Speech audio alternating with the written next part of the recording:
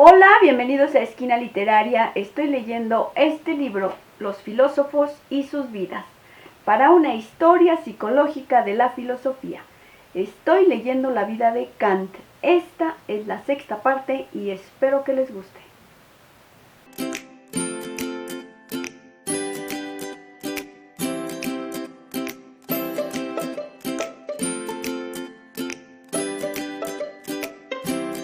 La primera crítica de Kant tenía que reformar la metafísica dogmática o fanática de su tiempo. Tenían sus argumentos solo que asegurar su libertad frente a los demás, o también se dirigían, aunque veladamente, contra demandas internas emocionales tales como las que quizás amenazaban su cordura. Pese a su insistencia en el principio de equidad y pese al disgusto que le producía el dogmatismo y a sus ataques al mismo, él mismo era dogmático en la práctica. No puede soportar oír hablar mucho a los demás. Observó un visitante que le admiraba por otras razones. Se impacienta, al menos momentáneamente, si alguien afirma saber algo mejor que él mismo, monopoliza la conversación y dice saberlo todo sobre todos los países, lugares, regiones de la tierra y cosas por el estilo. Realmente no podía soportar la oposición. La contradicción directa era para él un insulto, y cuando se persistía en ella, le amargaba. Verdad es que no le imponía su opinión a nadie, pero la obstinación recíproca le producía un malestar real. Su dogmatismo no era meramente la respuesta de un hombre a quien la edad y la fama habían hecho inflexible. Incluso en los primeros años, Kant no estaba acostumbrado a la contradicción.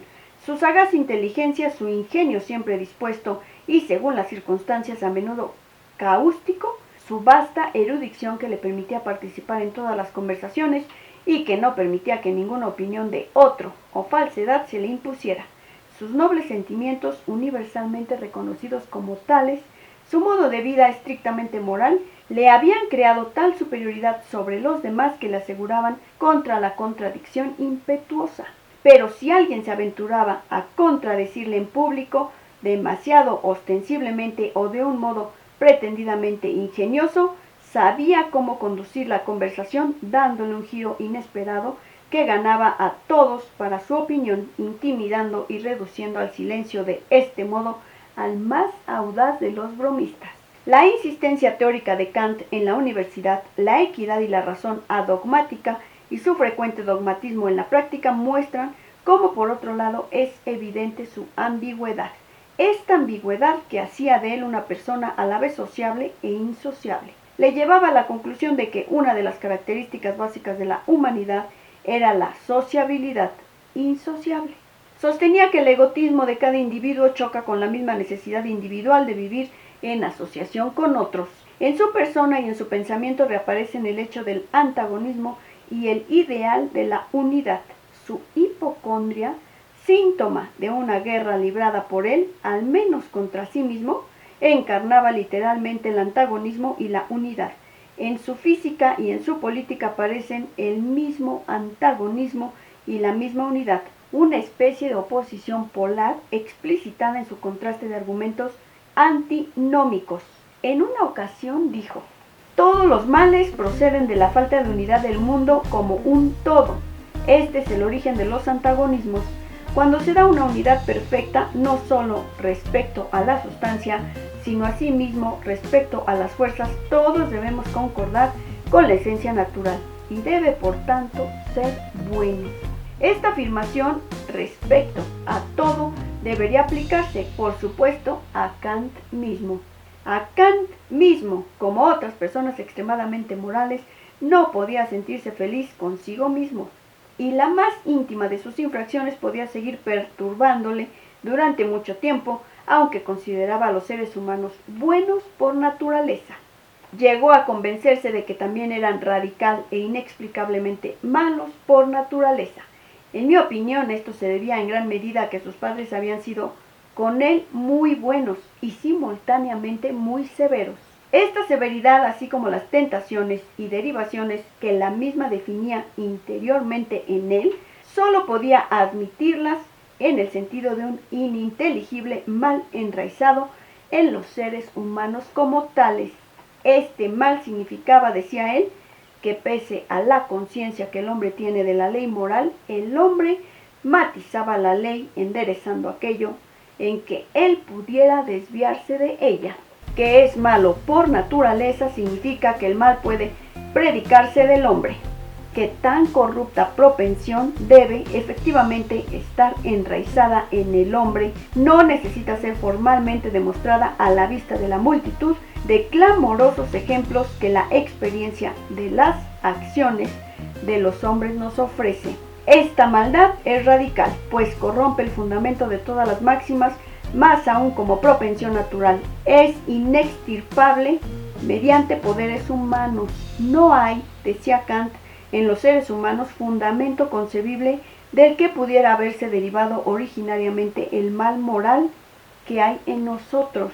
Debido a la rígida moralidad de sus padres, debido a su creencia de que el hombre era radicalmente malo, debido a su creencia en la injusticia absoluta, basada en principios universales, y debido a su inflexibilidad moral y a su rigidez psicológica, Kant era un rigorista moral, un tirano para consigo mismo contra el cual nunca se permitió rebelarse, nunca podía estar de acuerdo con el derecho a la rebelión.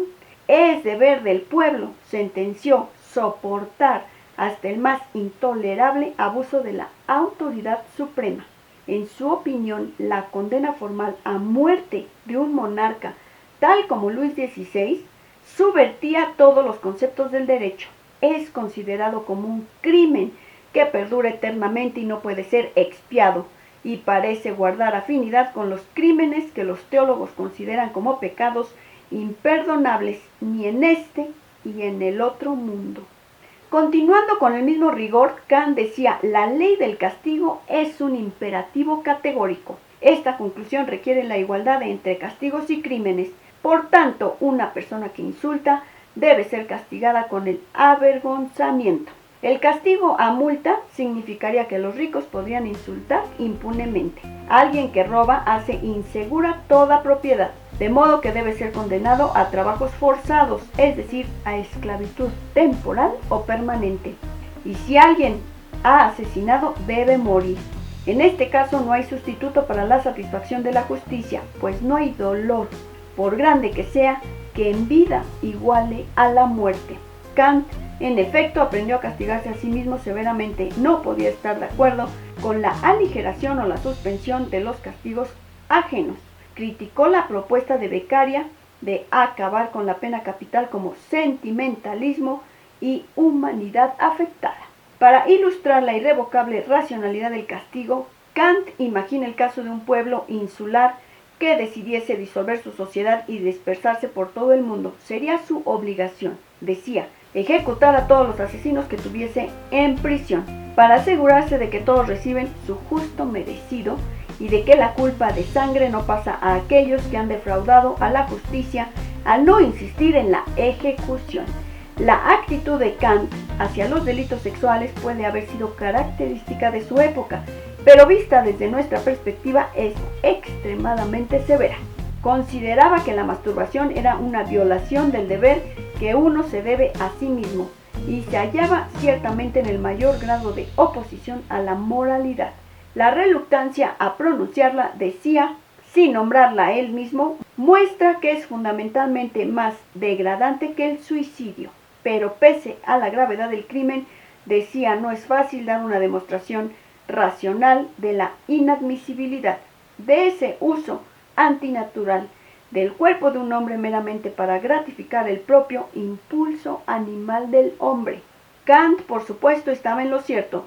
No había demostración racional, sino que eran sus primeras experiencias y sus actitudes sexuales las que le llevaban a la creencia de que los delitos sexuales destruyen irrevocablemente la humanidad de un hombre. Más allá de su intento de contener el impulso y castigar el crimen, Kant intenta minimizar la importancia del placer y del dolor, pero tras privar al placer y al dolor de sus funciones normales, le quedaba el problema de su integración con los elementos racionales a priori por los que su análisis abogaba. En mi opinión, afronta el problema como su acostumbrada honestidad, pero lo enfoca con una meticulosidad rayana en la ansiedad, y su éxito es cuestionable. Supongo que una de las razones de sus dificultades es que su integración abstracta, filosófica de lo sensual y lo intelectual se ve influenciada por su falta de integración en sí mismo. Espero que les esté gustando la extensa vida de Kant de este libro, Los filósofos y sus vidas. Esta fue la sexta parte. Si te gustó la lectura, dale like, compártela, déjame tus comentarios. Muchas gracias por escucharme y nos vemos en la séptima y última parte de la lectura de la vida de Kant.